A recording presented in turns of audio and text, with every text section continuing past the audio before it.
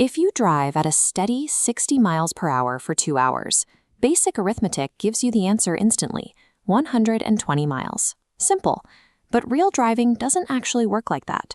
You speed up on the on-ramp, slow down for traffic, and hit red lights. When your rate of movement constantly fluctuates, standard arithmetic falls apart. It cannot calculate the exact distance you covered or the precise time it took. Calculus is the specific mathematical system designed to measure things that change. It steps in when things refuse to sit still. To accurately track the real world, we have to let go of math that only works when things stay the same and adopt a system built for continuous motion. To measure change as it happens, we face a mathematical contradiction. Calculating a rate usually requires comparing two different moments in time, but to find a rate at one precise instant, that time gap disappears. We need a way to see what value is approached as that gap shrinks to nothing. This is where a concept called a limit comes in. A limit tells you the value that something approaches as you get closer and closer to a specific point. Look at this curved road. As we zoom in, it looks less curved, eventually appearing perfectly straight. A limit works exactly like this. It measures where something is heading, even if you never technically land on it, describing behavior near an impossible point. Limits are the underlying engine of calculus. They allow mathematicians to calculate precise values in situations where the exact point is otherwise impossible to pin down directly. Everything in calculus comes down to two questions. First, how fast is something changing right now, at this exact singular instant? Knowing a current static amount isn't always helpful. If your phone battery is at 40%, you want to know if it's dropping fast or slow. A rate of 2% per minute means you have 20 minutes left. 0.5% means you have well over an hour.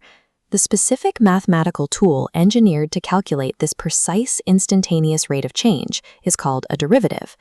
Imagine you have dashcam footage of a car trip. If we freeze the frame right here, a derivative calculates the exact speed at this specific frozen fraction of a second, rather than your average speed for the whole trip. This line graph shows a car's position over time. When we apply the derivative, it generates a completely new function, one that maps the precise speed of the car at every single moment of the journey. Derivatives take a broad overview of how something changes overall and distill it down to exactly how fast it is changing right now. The second major question asks the exact opposite. How do you calculate a total amount of accumulation when the rate is different at every single moment? Think about a workout. If you walk for 10 minutes, burning 4 calories a minute, jog for 20, burning 8, and sprint for 5, burning 15, your intensity is all over the place. Simple multiplication cannot calculate your total calories burned. You have to build the final total moment by moment, adding up an infinite number of tiny, constantly shifting pieces. In calculus, this process is known as accumulation, and the mathematical tool that perfectly executes this accumulation is called an integral.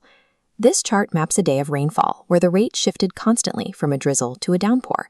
The integral calculates the total volume of rain by measuring the exact area accumulated underneath that changing curve. When the environment is unstable and rates constantly fluctuate, the integral provides an exact, definitive answer to how much built up in total. These two tools are not separate inventions. The fundamental theorem of calculus reveals that derivatives and integrals are exact mirror images of each other. They operate just like basic arithmetic. They undo each other perfectly, exactly like addition and subtraction. Here is a curve tracking a car's position over time. Starting with this, we take the derivative to extract its exact speed. Now we reverse it. Taking the integral of that new speed function perfectly recreates our original position curve, closing the loop. This loop confirms that tracking a rate and measuring a total are the same mathematical relationship, just viewed from opposite directions. Students often stumble when they confuse a limit for a physical landing point, or when they treat the infinitely small dx in an equation as a zero, or worse, when they blindly memorize formulas without understanding the logic. Once you grasp what these tools are actually doing, the complex formulas stop feeling like mysterious rules. They become logical shortcuts for measuring change. This logic runs the technology you use every day. When your phone tracks how far you've traveled in a car, the GPS constantly integrates your varying driving speeds to calculate the exact distance. In medicine, Doctors use derivatives to track the precise rate a drug metabolizes in a patient's bloodstream, ensuring the exact timing of the next dose. And the complex training algorithms behind modern artificial intelligence rely entirely on millions of derivative calculations to adjust their models and improve accuracy. From managing phone battery life to guiding autonomous cars, calculus is the essential mathematical foundation that allows us to predict and manage a world in constant motion.